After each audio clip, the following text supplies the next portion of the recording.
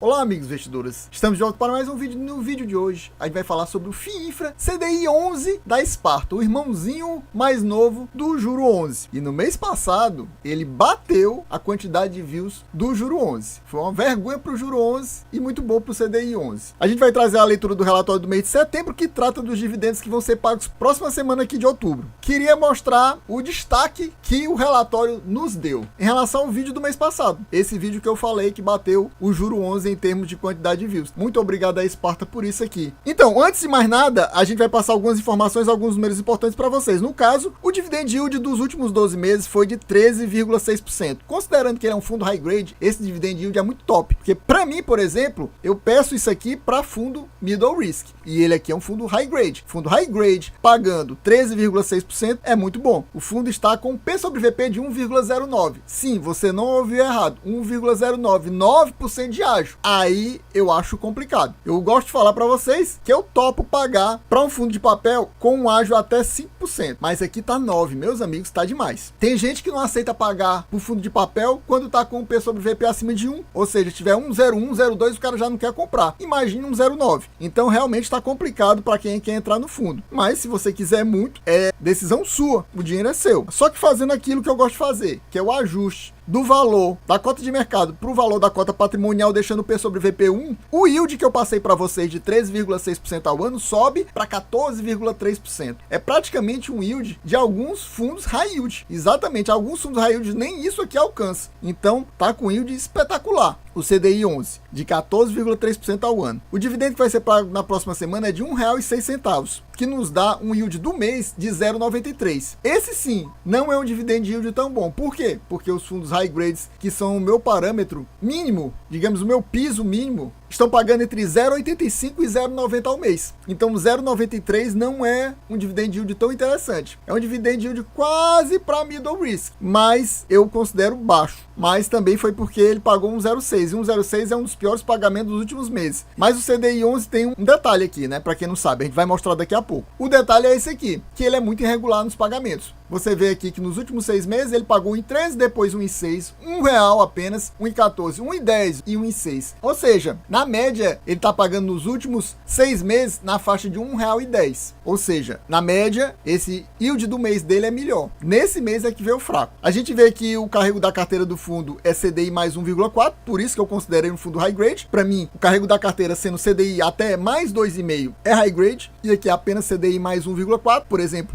os high yields normalmente é CDI mais 5. E o valor da cota de mercado era R$ 113,36. Atualmente subiu mais ainda. Está acima dos R$ 115. Patrimônio líquido do fundo no fechamento desse relatório era 409 milhões. Mas temos uma novidade em relação a isso, porque a captação foi liquidada da última oferta no começo desse mês. A gente vai ver quanto é que ficou o patrimônio líquido do fundo. Eu vou deixar suspense para vocês. E o fundo tinha 20 mil cotistas no final desse relatório de setembro. Mas isso aqui também aumentou muito. Eu gostaria de aproveitar esse momento e perguntar para você: você possui o CDI 11 na sua carteira? Tá pensando em colocar ele na sua carteira apesar desse ágio, porque você tá achando que ele tá pagando muito bem, aumentar a sua posição? Ou ao contrário disso, você tem muitas cotinhas aí e estão com ágio e você entrou na emissão pagando valor patrimonial e mais aquela taxa de emissão e tá pensando em vender suas cotas para colocar um lucrozinho no bolso? Me diga aqui nos comentários para trocar informação, trocar figurinha. Me diga quais são os seus FIINFRAs, que eu direi quais são os meus. E meu amigo, se você ainda não é inscrito nesse canal, você tá perdendo seu tempo, se inscreva já,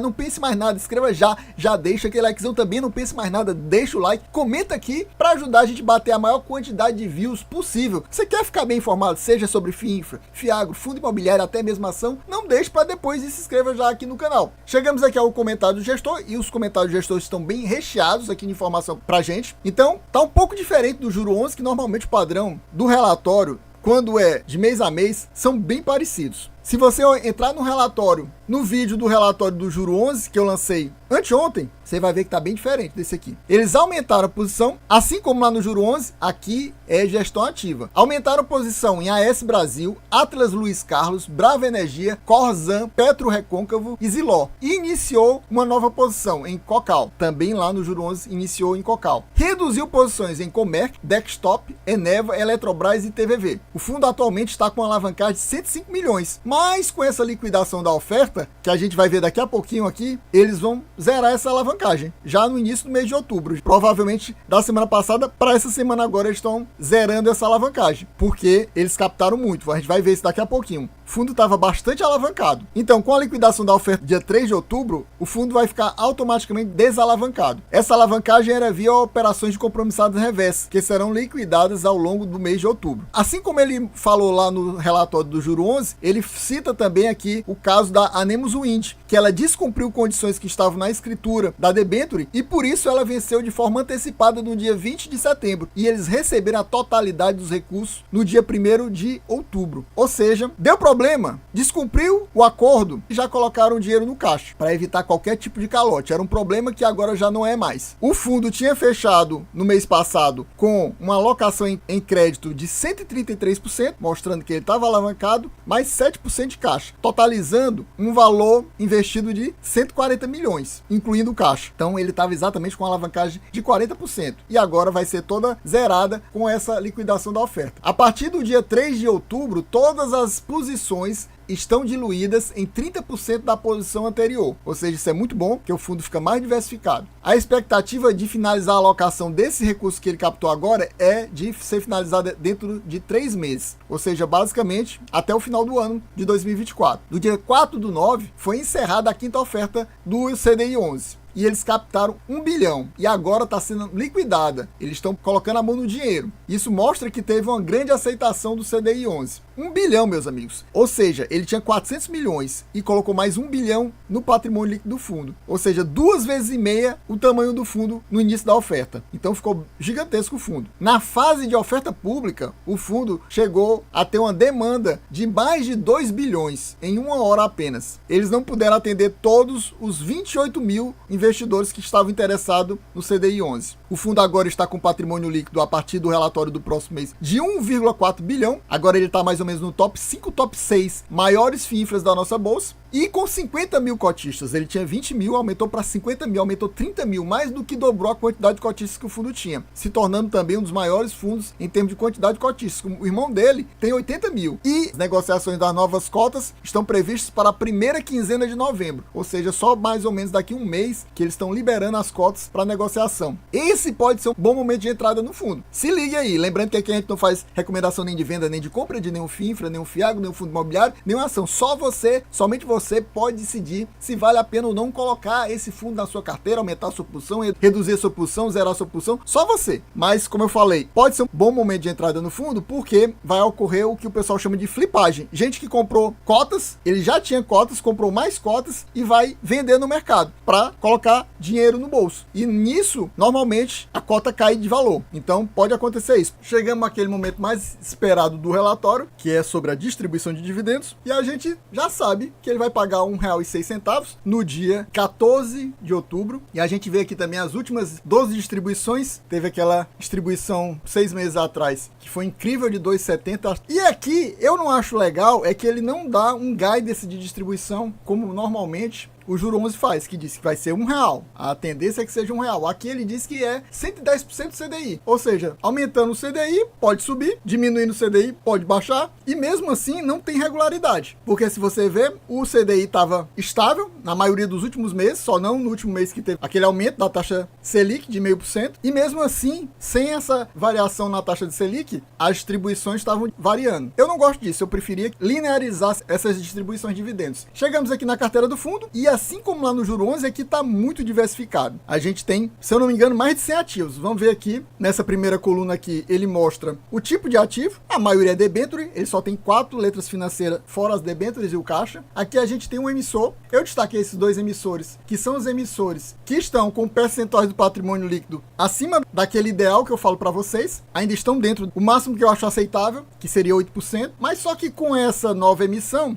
que foi liquidada, como ele falou, essas posições aqui vão ser diluídas em 30%. Ou seja, esse percentual do patrimônio líquido aqui vai cair em 30%. E eu fiz as contas aqui pra gente. Esse vai ficar 4,7 e esse aqui vai ficar 4,1, ou seja, agora dentro daquele limite que eu acho ideal. Aqui nós temos os rates e atualmente o CDI 11 está 100% com ativos com rate, ou seja, isso é perfeito. Aqui temos a taxa de spread, aqui no caso é melhor do que lá no caso do Juro 11, porque lá é uma taxa acima do IMA B5, E o que deixa a gente um pouco confuso, aqui não, aqui é CDI mais isso. Isso aqui é acima do CDI. Por isso que a gente vê que o fundo realmente tem uma pegada bem high grade, porque as taxas altas aqui são, por exemplo, esse CDI mais 2,8, esse CDI mais 3,3. Esse CDI mais 2,5. Por exemplo, aqui eu ainda considero high grade. Aqui é o início do middle risk. E aqui é mais ou menos no meio do middle risk. Mas não tem nenhuma taxa, por exemplo, high yield aqui. É tudo middle risk para baixo. Tem uma quantidade boa de taxa high grade bem baixa. Por exemplo, aqui, ó, CDI mais meio. CDI mais 0,8, CDI mais 1, CDI mais 0,9, 0,6. São várias taxas bem baixas. CDI mais 0,2, 0,4. Aqui temos os patrimônio líquido investido em cada uma dessas debêntures. Como eu já mostrei, essas duas agora ficaram abaixo de 5%. Uma dessa aqui provavelmente vai cair para próximo de 1%. Na segunda página, a gente termina na posição número 74 de debêntures. Aqui a lista dos devedores. Aqui os rates, como eu falei, tudo tem rate. Todas as debêntures possuem rate. Aqui temos as taxas, CDI mais, aqui está CDI menos 0,1, ou seja, está negativo. E aqui temos os percentuais investidos em cada um. E como eu falei para vocês, esses percentuais, como ele mostrou, vão ser diluídos em 30%. Então aqui vai cair para 1% e aqui vai cair para próximo de 0,2%. E chegamos então à última página aqui dos ativos do fundo. Temos mais debêntures, terminando na posição 98, mais 4 letras financeiras. Aqui temos os devedores das debêntures e os devedores das letras financeiras. Mais uma vez, todos ativos com rate. Aqui tem as respectivas taxas. Você vê que ele investe em letras financeiras, mas todas com boas taxas. Aqui temos os percentuais. Você vê que os percentuais aqui já no final são tão baixos que não chegam nem a ser 0,1%, de tão baixos que são. E aqui ele mostra essa linha que o fundo tem alavancagem de 40%, fora o caixa, que ele ainda tem de 7,4%. E para concluir esse relatório, a gente traz a alocação do fundo por setor. A gente vê aqui o top 3 setores que o fundo mais investe. E no momento está com um percentual investido nesse top 3 de 67%, bem mais do que lá no caso do Juro 11, que se eu não me engano o top 3 é 50%, aqui é quase 70%. Em debêntures tem mais de 120% investido, mas como a gente viu no próximo mês, entrando diante da nova emissão, isso aqui vai ficar abaixo de 100%. Então pessoal, a gente vai ficando por aqui, espero que vocês tenham gostado. Quem gostou já sabe, se não for inscrito, se inscreva agora mesmo, não pense mais nada, se inscreva agora, deixa aquele likezão também, não pense mais nada, deixa aquele like, ativa o sininho para receber as notificações dos próximos vídeos e comenta aqui para ajudar a gente a bater a meta de maior quantidade possível de views, para no próximo mês estar trazendo mais uma vez a leitura do relatório do mês de outubro aqui do CDI 11 da Sparta para vocês. É isso aí, valeu, até a próxima e fui!